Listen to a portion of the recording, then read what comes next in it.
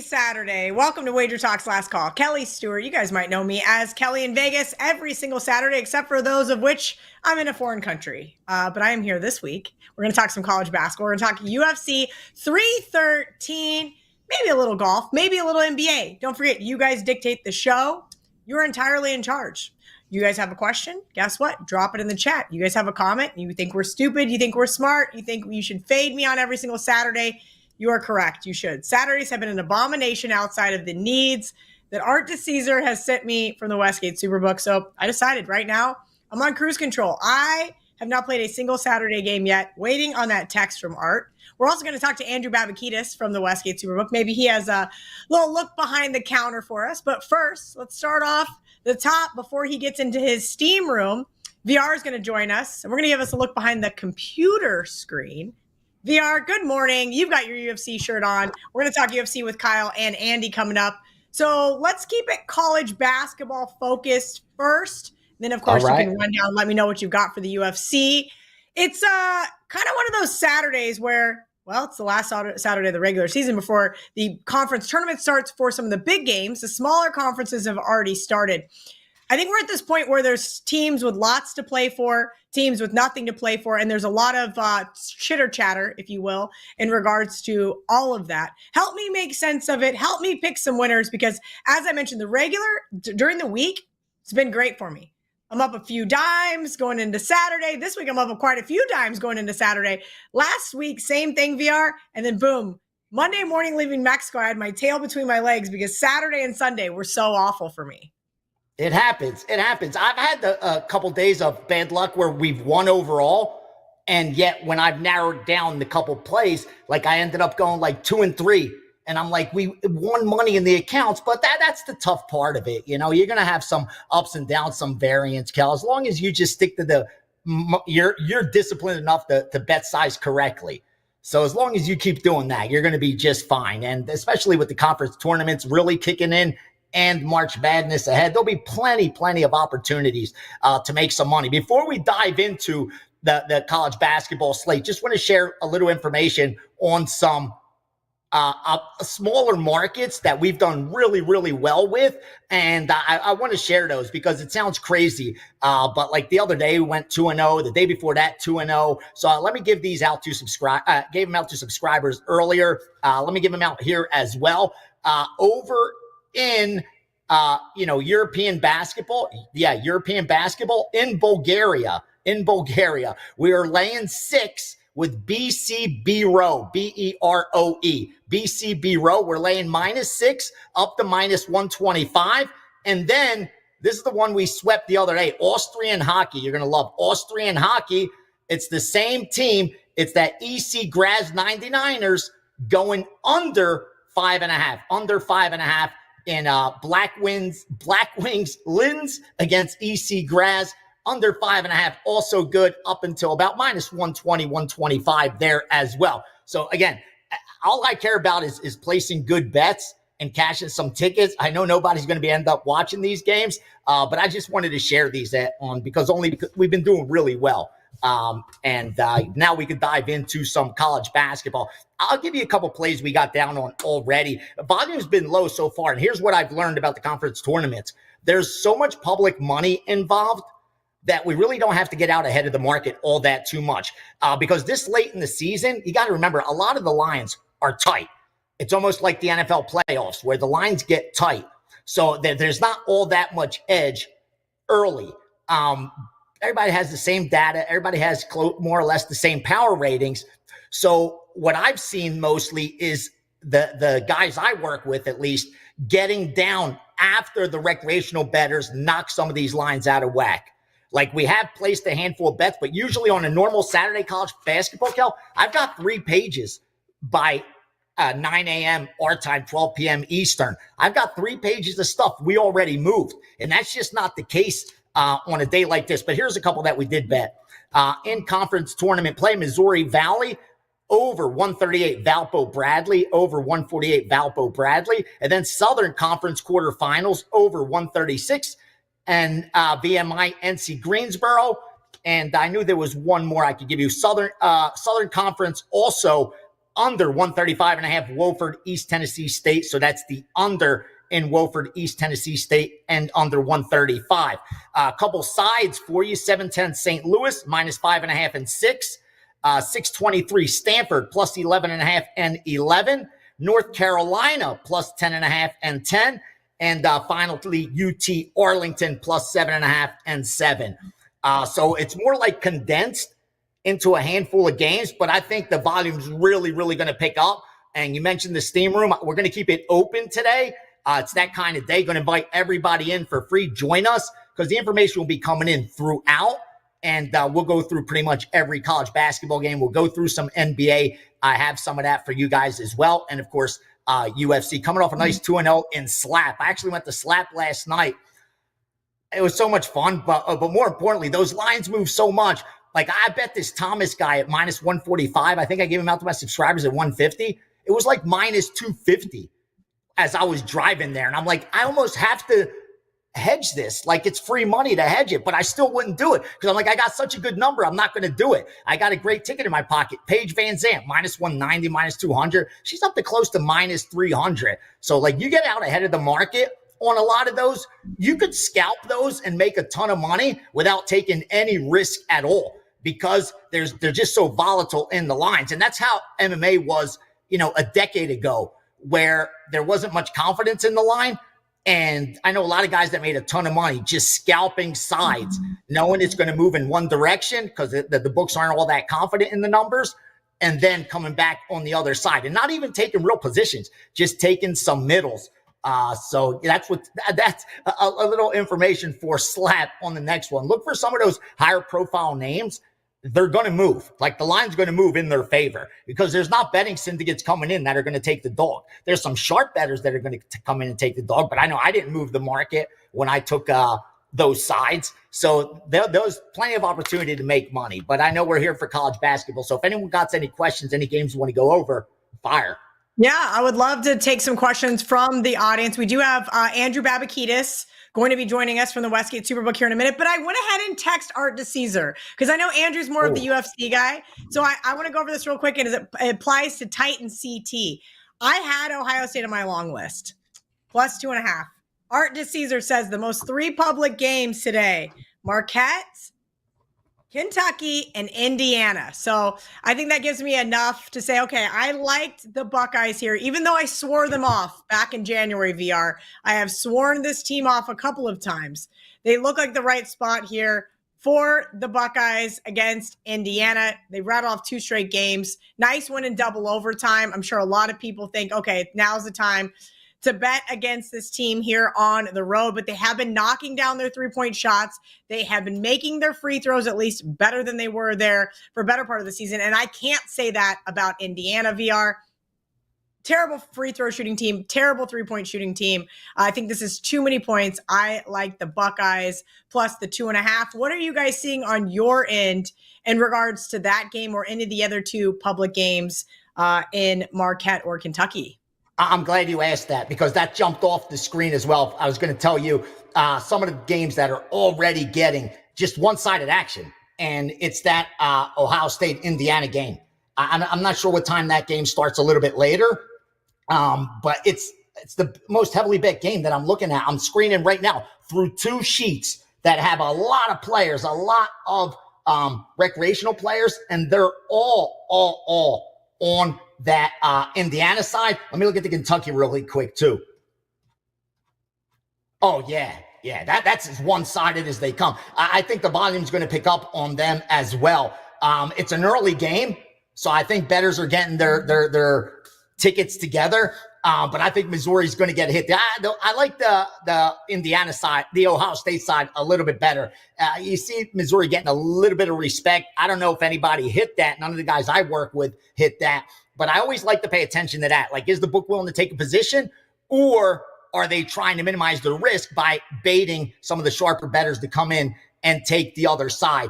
And not much yet on Marquette. Obviously, it's a little more one-sided on the Marquette side, but it doesn't jump off all that much. But it's still early. And like I said, most of the bettors They bet the 9 o'clock games, parlay it with the later stuff. If the early stuff wins, then they have action already. If not, then they come in and start firing. The reason I'm checking is a play just came in now. Arkansas minus the 1. Arkansas minus the 1. So we're betting it as we speak on that Arkansas I like that, side. the ranked versus the unranked. Let me actually pull up that trend that I've got.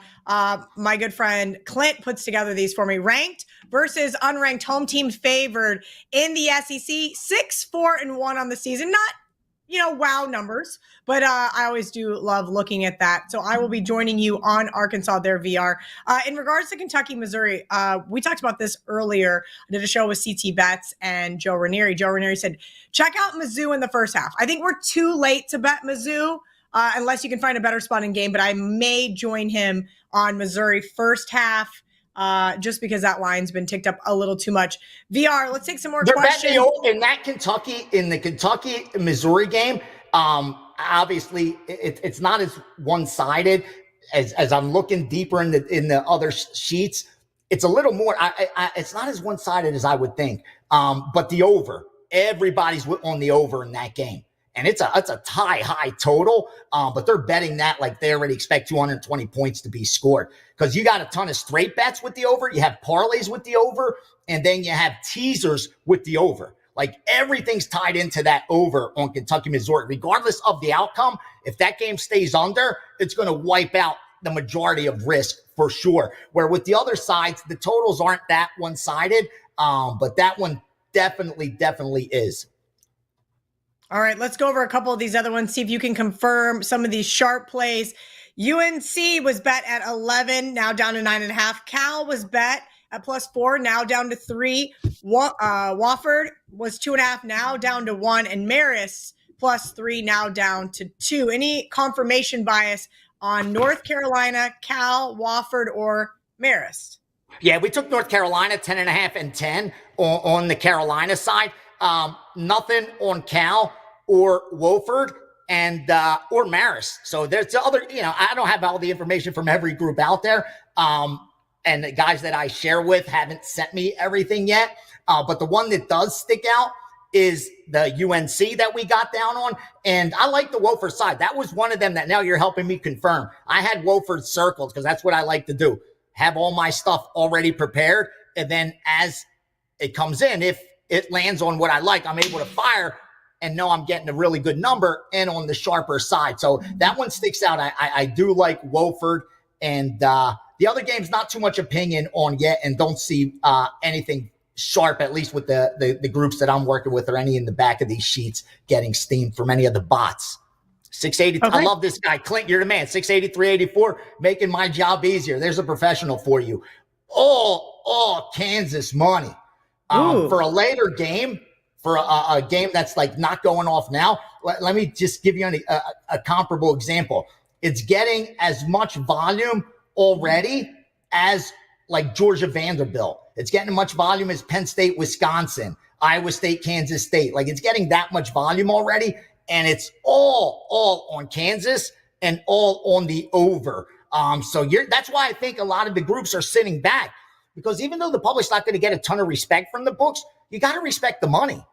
And you're only going to want your position to be so big, even if you're getting 11 to 10. Like you only have so much leeway for risk. And those guys in the back room that are risk managers, they start seeing that weight heavy. They don't want the outcome of their day falling on whether team A is going to cover or not. And that's why I think sitting back on days like this, where it's concentrated action on marquee games. We don't have the normal Saturday where there's 300 college basketball games, especially when conference tournament starts and it starts to go deeper. First day, a little bit different, a lot of volume, but they're betting it by times, just like the big dance. It's betting times, the first game, second game, third game, fourth game. But a day like this, like I said, pay attention to a lot of the late line moves compared to what happened early. And a lot of times you can get confirmation. What I mean by that is, if you see the overnight move a little bit in the direction of team A, but not a lot, and then in the morning you see that line not get much, like let's say team A is -1, and you see it, the overnight go to 1.5, and then in the morning it's still 1.5, but all of a sudden throughout the day it goes to 2 half-point increments, 2, maybe even 2.5. 30 minutes before game time, you see that come back down to that 1.5 or 1, that late move is the strongest. 9 times out of 10, that late move is the strongest. And I talked about it before on the show that there's guys, like I talked about that podcast I did where I had a guy on that's what he does. And he says, for me to get down the kind of money I need to wait. Like I can't bet overnights. There's no way I'm going to get money down. I can't even bet early in the morning. I have to wait until the limits are big enough and they have enough risk on the side that then I could come in and I'm exit liquidity more or less for the sports book by coming in and firing. So a lot of those late moves are as legit as they come in conference tournament play in March Madness. Because even though, you're trying to get ahead of the market, no disrespect to the recreational bettors, but we know their long-term results. So these guys know we don't have to get out ahead. I got to get out ahead of the other sharp groups on Princeton, Dartmouth. But I don't have to get out ahead of the other groups on Duke, North Carolina. I could wait. If that's going to get a lot of public money, that's the market. They're the guys I have to beat. That's who you're trading against. You're not against, Princeton, Dartmouth. You're trading against other really, really, really sharp guys. But when you're talking about those high-profile games, Kansas, that's going to be trading against the recreational bettors. And in that particular cases, you don't have to really get out ahead of them because more times than not, they're going to be betting those biases that we all talk about all the time. Very, very good information as always from VR. You can get the same type of information on the Steam Room with him every single week. Normally, just for his premium subscribers, today, everybody is invited. Come on in. So here on the WagerTalk YouTube channel, you guys can hang out with VR. He's going to answer all your questions. Let's take a couple of more questions for college basketball from the audience before we get into some UFC talk with Andy Lang, as well as some golf, NBA, some of these smaller markets as we're dwindling down. K-State, oh boy. VR, this is a 6-15, 6-16. K-State opened as a 7-point underdog, down to 6.5. There's a 6 at Pinnacle even. VR, here's my problem. K-State lives and dies by 2 things. Coleman Hawkins being healthy and Brandon Housen knocking down threes. And during that 6-game win streak middle of the month, last month, they showed a lot of promise. And then they went out to Utah, had a really ugly road trip, and the wheels kind of fell off. But I will say this. A lot of people think K-State's rival is Kansas. And albeit, yes, it was great to whoop both of these teams' asses this last season, especially in Ames. But this is a huge revenge spot for the Cyclones. And Coleman Hawkins, not 100%. We know he played hurt versus Cincinnati, and I appreciate his tenacity. But this one is a tough one. Really good place to play. It's senior day in Manhattan. You seeing anything on this game? Kansas State, they're betting the dog. Usually not a good sign. Usually not a good sign. I stress this all the time. When you see a team that's -7, -8, -9, and you see 80% of the money on that side, that's what you should see on that side. If you look at what the money line is based on the point spread, it's up around that implied win probability. So you expect it. But when you see a -1, a -2, and it's getting 80% of the money, when the implied win probability is right around that 55% mark, then that sticks out a lot. This game being where, Iowa State being favored, and they're coming in on Kansas State, betting Kansas State. I'm seeing even Kansas State money lines. I'm seeing some Kansas State money line. That scares me more than anything else when I'm on a dog. And again, you just fade in the public, you ain't getting rich. We talk about that over and over again. You should never forget that because you're not getting 11 to 10. But when you see that and they're thinking it's money line, they don't even need the points, I always caution, especially if the market's moving against them. So yeah, there's a lot of K-State money already. And yeah, that being an early game, they're going to need the Iowa State side when that game tips off. All right, VR, anything you'd like to leave our audience with before we go to Andy Lang? I also received last night the power ratings of honestly one of the sharpest college basketball bettors I know on the planet. Real selective guy. One of those selective guys, waits for conference tournaments and March Madness and really, really, really steps it up. And every year I beg him, just give me your power ratings going into the tournaments, just into the big dance, just so I could set up my brackets and stuff. And he always gives me an excuse. Why? Well, this year, make a long story short, he needed a favor. So in return, I said, send me those power ratings and I got you. And he sent me them last night. He really did. And my man has every college basketball team covered on this. Like, I'm talking all the way down to the worst team on the planet. He's got Arkansas Pine Bluff, Prairie View A&M. Like, those are 20 points worse than your average college basketball team. So I'm going to share those in today's steam room. I'll give at least the top 10, maybe the top 20. And what I can tell you real quickly, because I love you, he has Duke as his best team, and it's not even close. He's got them at least 3 points better than everybody else. Everybody else meaning Auburn, Florida, Houston, Alabama, in no particular order. But that at Duke, he's got at least 3 points better than the rest. Wow. Great information, as always, from VR. Appreciate your insight from the look behind the computer screen.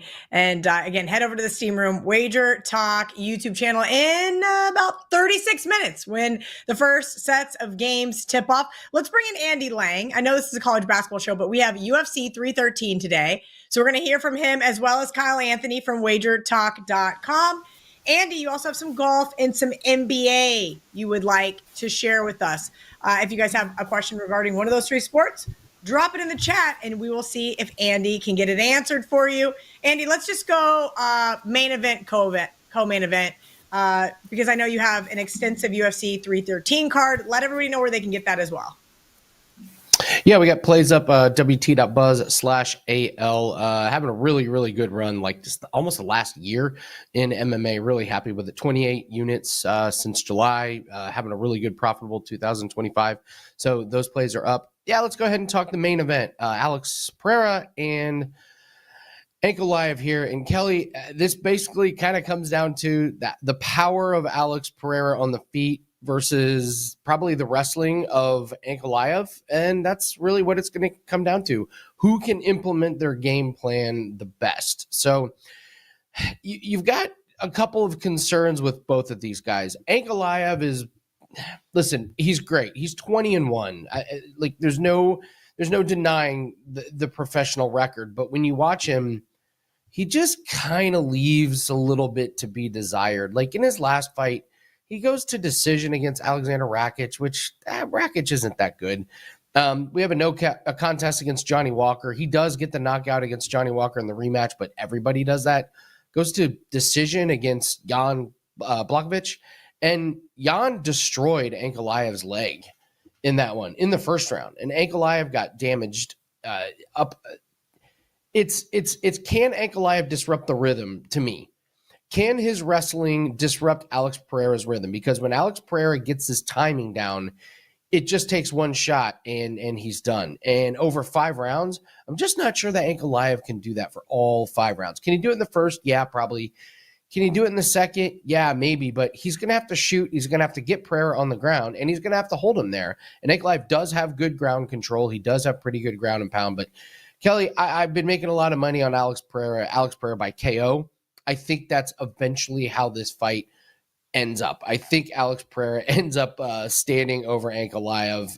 I just don't trust Ankalaev's durability and his cardio, and for him to avoid every single big shot. Because Pereira, it's just that one shot. Can you avoid it for all 5 rounds? I don't think Ankalaev can do it. I think the unders are a good look in this fight. I don't think the fight goes the distance regardless of who's going to win. But we've been making so much money on Alex Pereira. I got to keep riding this train. I think he's focused. I thought he looked great at weigh-in. So give me Pereira by knockout in the main event. All right, Andy, what's the price on that? Sorry, those are some of the things that are not available on the Odds Logic screen. Pereira by knockout. Plus money or? Plus 150. Plus 150, okay. Plus 150. Can you do the Alex Pereira entrance move? Do you know the move that he does when he walks out to the octagon? Here's the problem with UFC. One, I'm really bad at the bow and arrow. Oh, okay. Name pronunciations. All you gotta do is pull the arrow back and then go. Dah! I'm also not into archery. No, listen, I love watching the UFC when you're like out and about and the fights are on and you throw a little coin on these guys. But since leaving Las Vegas, I have been awful at it. Okay. Andrew Wojcicki wants to know, are we betting against Justin Gaethje Minus 160. Hell Or is no. he too juicy to fade? Hell no, we're not betting against Justin Gaethje. No, quite the opposite. We're taking Justin Gaethje at the plus money here. Kelly, I just don't understand why Justin Gaethje is like always undervalued. We just always get a great price on him. So the big worry is the last time that we saw Justin Gaethje is he was in that fight against Max Holloway and he got knocked out in a brutal way. But the way he got knocked out was it was for the BMF belt and he was losing the fight. But in the last 20 seconds, Max Holloway went into the center of the octagon and said, "Stand here and you and I are going to hit each other in the face as hard as we possibly can." And they did. Just haymaker, haymaker, haymaker, haymaker. Gaethje caught the worst of it, gets knocked out, and that's people's last memory of him. But here's the thing. He's not going to do that against Fiziev. He beat Rafael Fiziev last time. And it looked great doing it. Did a bunch of damage to Fiziev's face. And when you look at Justin Gaethje's losses outside of that Holloway, which was kind of a one-off, he loses to Charles Oliveira by submission. He loses to Khabib by submission. So he's not getting knocked out unless you're standing in the middle of the ring with Max Holloway, which he's not going to do. Here's the other thing. Fiziev coming off a pretty serious injury. And I just think Gaethje's striking is going to be one step ahead of Fiziev. I think Fiziev is completely overrated here. So you get a guy in Fiziev that's taking a short notice fight. He's coming off of an injury, and he's going to have to try and fight a guy that, quite honestly, I thought he got dominated by. I don't know where his adjustments come from. I think Gaethje just puts on a smooth, clean, veteran performance with his solid kicks and his solid strikes and his counters, and I don't think there's a whole lot Fiziev's going to do. So I'm all in on Gaethje at the plus money here. All right, Andy, let's get into some of these golf matchups here for the Arnold Palmer Invitational. I missed one this morning because I was hosting the Double Down with CT and Joe Ranieri. And of course, it was off the board when I went to bet it. But you know what? The good news is I just checked and it's losing right now. So now I don't feel as bad. Give me some of these later round matchups and what you like. I have not been keeping up with golf. Listen, here's kind of the reality. I love golf during the summer. So it's like Masters until August. I love to follow golf. I love to go to the Valspar. I love to hit up some of the other tournaments down here in Florida. But it's just like 6th or 7th on my list. So I rely on guys like you to give me a little nudge, give me a nice little plus money matchup, if you will. Do you know that we're getting a live tournament about 20 minutes away from where I live? Wow. Can't. Live is great. I hate to admit it, but I am all in on live. They're playing in Hong Kong, and I was up at 11 o'clock last night. If you have not been to a live event, you are not living. It is way more fun than a PGA event. 100%. I went with John Hoagland, 100%. one of our producers, and Louis D'Onofrio from the Kelly and Murray Show. We had a great time. It's more of a party. It's not like a shh, like you got to be quiet golf, like you need to stand there. Like I like that aspect. It's not the Phoenix Open, but it's not, where I got to stand there and be really quiet. It's not a library. And let's be honest, that's where a lot of the stars are right now. And so you see those guys go up there, swing big bombs, have a good time, laugh. They're also a lot more interactive than they ever have been on a PGA event. I've seen them shake people's hands, take pictures in between. It's very interesting. So I'm happy for you. I think you're going to really enjoy it. They've made it. The PGA has stolen something from Live, which is the interaction with the fans. They have made it very clear to golfers. You're going to talk to the fans. You're going to shake their hands. You're going to take pictures. You're going to talk to them. Joe was at the event last week, and he said that was a notable thing, that they had taken out some stands and they had let the fans get way closer, and you could talk to the golfers. The whole, yeah. Here, I'll get to a play in a minute. A quick funny story. I was at the U.S. Open about 6 years ago. We had bet against a guy named Cameron Champ. So we were following him around, and we were the only people following him except for these two really nice ladies. And we started talking to them, and it turned out it was Cameron Champ's mom and sister. and we didn't have the heart to tell them that we had bet big against their son and their brother. It was very funny and very awkward. But let's do a free play here, Kelly. Colin Morikawa under 71.5 round 3 score. We cashed this one yesterday. We talked about this on WagerTalk today. Round 1, brutal conditions, tons of wind. The wind is now gone and the conditions are much easier. Colin Morikawa had no bogeys yesterday. He shot -4. So we're getting 71.5. That's only -1. I've been watching it this morning. The conditions are easy. I think he's going to have another solid round. I think there are a lot of guys that are going to go under the score. The rough is 4 inches, but if you hit the fairway, you got a clean shot towards the green. So look at some of these guys at the leaderboard to shoot -2, -3, -4. Shane Lowry had a -6 round going yesterday before he had a bogey. So tomorrow's going to be horrible. There's rain, there's wind, but for today, look at easier conditions. All right. Well, I just got a text from Andrew Babakitis. I know it's a little early there. Nope. The show starts at 11 Eastern, bro. Wow. He's blaming it on John Hoagland. Well, regardless. We're going to just go ahead and say that there was a communication error. And this is why I have to run my own show. Johnny Detroit did not schedule me a college basketball handicapper. He gave me 2 UFC guys. And going forward, we're going to do that. If you guys have a question for Andy. I'm just glad it's not my fault for once, honestly. So I'm glad we have JH to blame. So I'm taking this one to the bank. JH, I'm telling Babakitis to come on real quick. Andy Lang, if you guys have a question for him, drop it in the chat. UFC, golf, NBA. Now, the NBA slate's not beautiful today, Andy, but there is some notable games that I think are worth talking about. What do we got here? 8 games today, something like that. Celtics Lakers.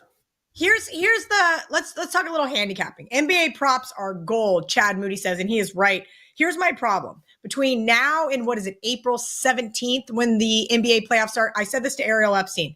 I am just frustrated, right? You spend time, you handicap. Now, I'm not a props bettor, but obviously it affects you guys too with opt-outs, with injuries, late news that you maybe didn't get or anybody else get, or even the bookmakers get. And if you're not getting the best of the information, it doesn't matter if you're getting the best of the number in the NBA. So kind of talk to me about how you navigate the next 5 weeks in the NBA in regards to the props market. Here's a little insider information. With props, you actually do not want to bet on your books beating the number. That's the number one way to get limited. It sucks, but on purpose, I do not bet if I know a line is way off, because that is the quickest way to get limited. So what you do is you just wait for the injury report. And honestly, Kelly, some of these guys that sit out last second, they help us.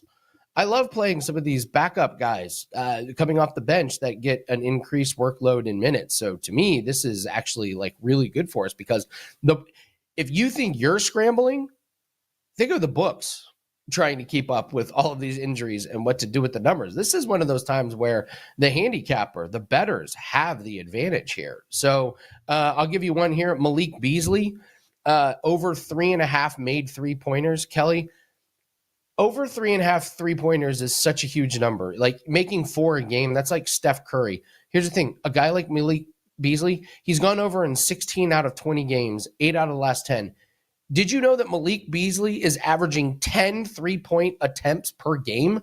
He's shooting 47.6% from threes. This is one of these hidden, nobody knows this is actually going on. But look at a guy like Malik Beasley, maybe doesn't play starter minutes, but he comes in and he just bombs away. 10 3-point attempts per game, and he's shooting 47.6%.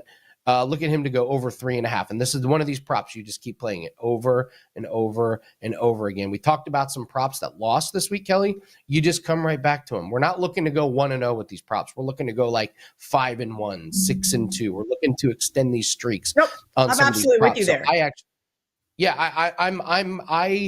When a prop loses, I don't care. I'll give you one. Contavious Caldwell Pope. We've been riding him under. You talk about him every day on TikTok. By the way, if you guys are not following Andy on TikTok, every single day he is talking about KCP. Every single day. He went under 11 games in a row. This is money that is just being handed to you. And guess what, Kelly? He went over the other night because he had his best shooting game of the season. Guess what we're doing today? Taking his under. Or going under. Again, rinse and repeat. Keep riding these streaks, guys. You're not looking to go 1-0. You're looking to go 8-1, 8-2. You're looking to ride the same people over and over and over again. Malik Beasley, Contavious Caldwell-Pope. Same thing why I'm going back to Houston first half today. Going right back to the well with the teams that have been printing me money for 18 months. Andy Lang, give yourself a little promotion. We'll talk about that game here in just a minute with Kyle Anthony. Give yourself a little promotion. I think Andrew Babakitis is waiting in the wings. Nice. I have to say, Johnny thought he was going to trip me up in the comments section. Like, any darts plays? Yes, I do have one. Let's go to the European Tour 1. You can parlay Luke Littler and Michael Van Gerwen to win. Littler's playing Ryan Searle. He's dominated that one. And Michael Van Gerwen is playing a guy that hardly plays, Boris Kirchmar. So nice try, Johnny. You thought I wasn't prepared for darts? Nice try. WT.buzz/AL. Go grab that UFC pack tonight. This is a very, very bettable card. Kyle's going to talk about UFC. I've been talking about UFC. Go grab these UFC plays. You are going to make money tonight. WT.buzz/AL. Okay. I have just been informed that Andrew Babakitis is not on, but Kyle Anthony's ready. So Andrew said, okay, hopping on 7 minutes ago. He's like John Murray Jr. Like, I can't. What am I supposed to do with these? I don't know where he was hopping Murray, on. He wasn't hopping on here. This is why we can no longer. We gotta get Art under contract, Dan, because Art DeCesar comes on WagerTalk today. Never misses a beat. Comes on Last Call. I get it. He's a little burnt out from football season. I'm a little burnt out, but at least he sends me a text every single Saturday morning at 11 a.m. All reliable. Kyle Anthony, welcome in. We're going to talk UFC 313. You got 2 free plays you're going to give out, as well as take your questions. Let's go back to that question that was just on the screen, Dan, before we go into what Kyle likes. Kyle, we all know I cannot pronounce these people's names. So this one is on you. And I believe it's one of the one of the fights you already wanted to talk about. Armen Petrosyan versus Bruno Ferreira. Look at you, fluent. You're fluent speaking in UFC. This is good. This is good. All right, so we have Armen Petrosyan versus Bruno Ferreira here, and this is really going to be a volume striker in Petrosyan going up against really a power striker in Bruno Ferreira. And the one thing here that you first look at and why I think he's the favorite here in Petrosyan is he's the better technical striker. He's going to be good at range. He's going to push a volume out. He's going to really want to, pitter-patter the shots at distance. And really from there, he wants to, win the decision. And the thing about it in this fight here, the biggest issue, is the fact that he's not that dangerous. Again, light with his shots, but the major difference is Bruno Ferreira is going to be able to be the guy that's going to be the harder hitter, that's going to look to push forward and throw those big shots. And the thing about it with Petrosyan is he wants a clean, technical striking match. He wants to be at range, and he doesn't want anything else but that. And that's the thing here where it's really going to be a path for Ferreira, where he's going to come forward, he's going to throw the big shots, he's going to cut that distance. And I really think Petrosyan is going to struggle with that pressure. He's going to be on his back foot for probably most of the fight. And that's really where I think you're going to see Ferreira find a lot of success. Now, the other path here is one that may not be talked about too much in this fight, but the one path here for Bruno could be wrestling, could be takedowns. Now, out of his 6 UFC fights, he only has 1 takedown. That's a little skewed just because of the fact that out of his 6 UFC fights, 5 of them ended in round 1. So he hasn't really been able to kind of push any of that type of pace. Now, the reason it's a vulnerability on the Petrosyan side is the fact that out of his 7 UFC fights, he's been taken down 15 times. And it's a clear vulnerability here. I think that you've got Bruno, who is a stronger, more physical fighter. I think he could look for those takedowns. And I also do think that why Bruno is is the underdog, is because of his most recent fight where he fought Abus Magomedov, which was a terrible stylistic matchup. Abus had a 6-inch reach advantage. He has wrestling, and it really countered things that Bruno can really do, where here on Saturday, or here today, Bruno's going to have a 1-inch reach advantage and have a wrestling advantage. So I do think there's a spot here for him. So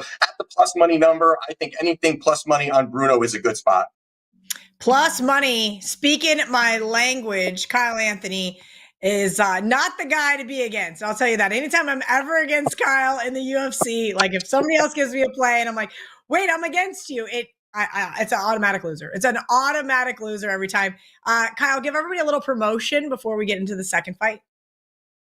All right, so we have a big UFC card this Saturday. I have a 5% play. We are 78% winner on our 5% plays over the last 12 months, finding a lot of success. I do have 5 plays right now for clients. Love these spots. And to what Andy was saying, I think this is a great card for a betting perspective. There's great opportunities here. I think the market's moving in certain spots where I think you're going to find some value. So in this spot, I think that we've got some opportunities to make some money tonight. So check it out, WagerTalk.com.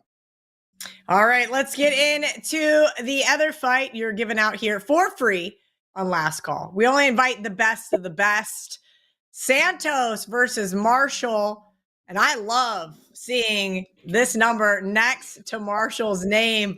2-1 underdog plus 235 in the market right now. Kyle, tell me why you like Marshall to win this fight. Yeah, so right up the gate here, to your point, I think this line is absolutely wide here. You've got 2 guys who are young, rising prospects. You got 24 years old in Santos. You've got 25 years old in Marshall. And I think that the recency bias here is really from both of their last fights. You've got Santos, who goes out there, knocks out Con Offley in his UFC debut. Great look for him overall. And then you've got Marshall, who recently had really a very close, scrappy fight against Dennis Bermudez. And Dennis Bermudez is not the greatest fighter, but the thing that I think the market is overreacting to that fight is the fact that Marshall came in on short notice, up a weight class, and still found success. And I think that speaks a lot to what he can do. Now, this is going to be a grappler versus striker type of matchup, and Santos, no doubt, he's going to be the better technical striker. He's going to be having the faster hands, good at range. He does have those things. Now, the glaring hole in his game, it's another spot here where takedown defense. And, he only has 1 loss in Santos, only 1 loss. The only loss came from a wrestler that pushed an absolute wrestling pace. And that was outside the UFC against Dan Argueta. And Dan will push a wrestling pace heavy. He took him down multiple times, got a ground and pound finish. And that's kind of where I look at this fight here. And I think Santos is, again, his recent fight was against a wrestler, but, Con Offley is not very good. He's got alligator arms. He's very short. He's not big for the division. And I think that's how Santos found a lot of success, where he's about to face now Marshall, a pressure wrestler who's going to be relentless, who's going to push forward, who's not going to really allow Santos to be comfortable in the pocket. I think also he's going to have the physicality and strength advantage to look for those takedowns.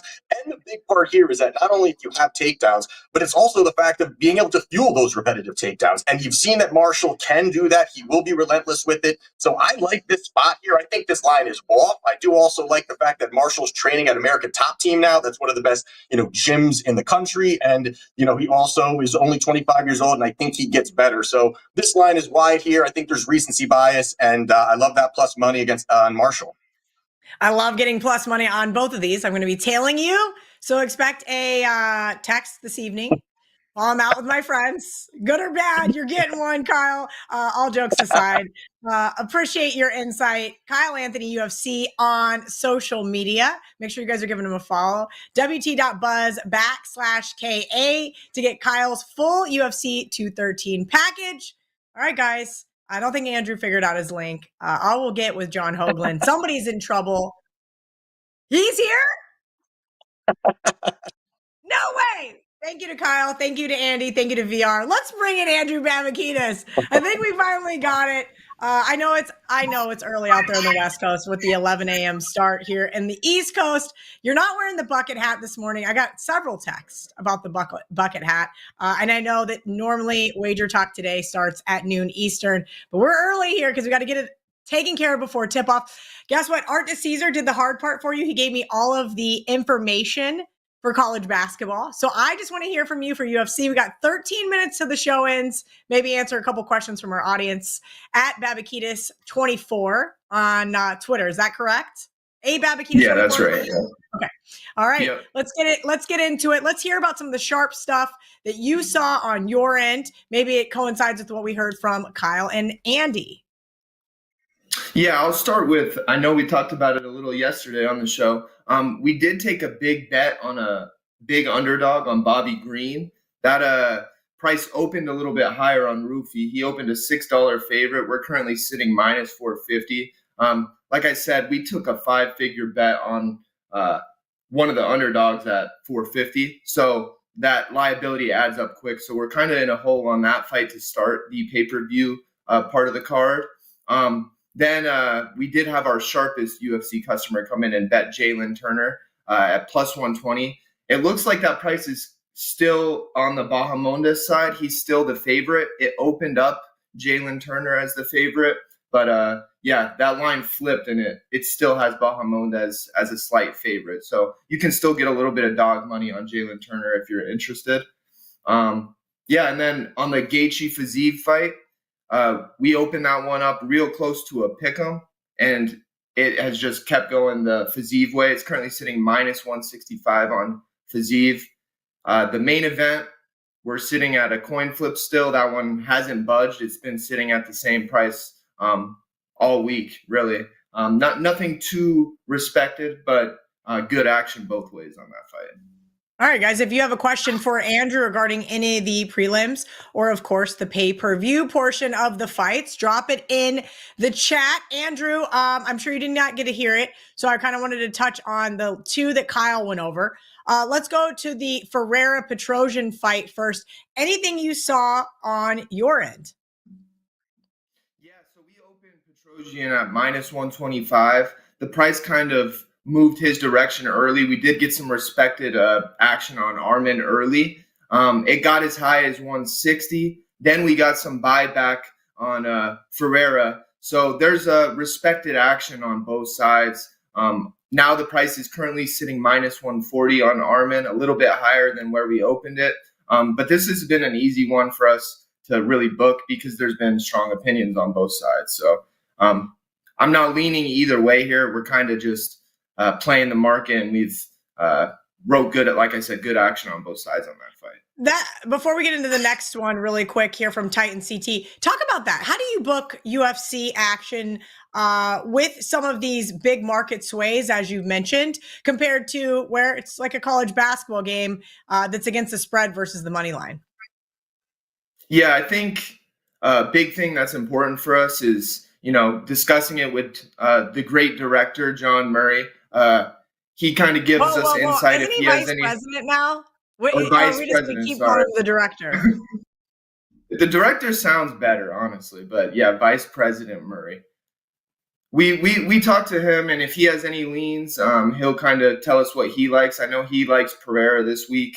But then also a big thing is to trust our respected bettors. If they're coming in and betting big and we're trying to give fair limits to, the guys that we respect, if they're giving us real plays, we're trying to do our best, not to let our ego take over and just book to what we think is going to happen. You got to kind of trust what you see as well. So it's good to have your opinion, but then also kind of go with the sharp action as well. Let's take that question from Titan CT really quickly here. Bet on Alex Pereira and Abe Alisiger, lightweight. I'm so bad. Andrew, if you didn't know, my pronunciation of anybody that does not have a very easy sounding name is very hard for me. It's kind of now just a running joke that I'm not even going to try. So we already talked about the Pereira fight. Let's talk about the lightweight fight.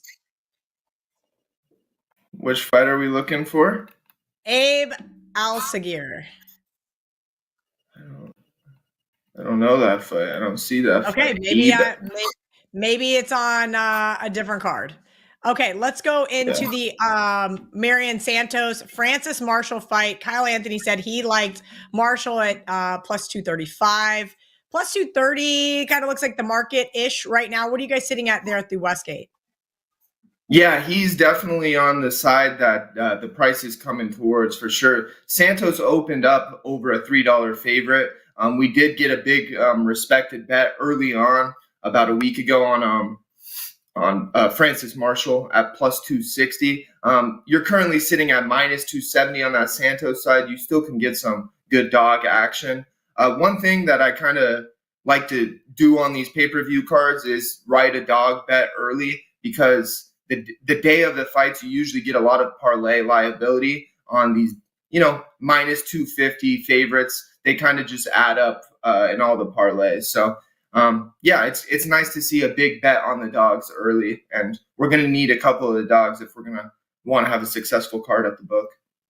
So I know you guys are booking college basketball on Saturday, minus 109 there at the Westgate Superbook.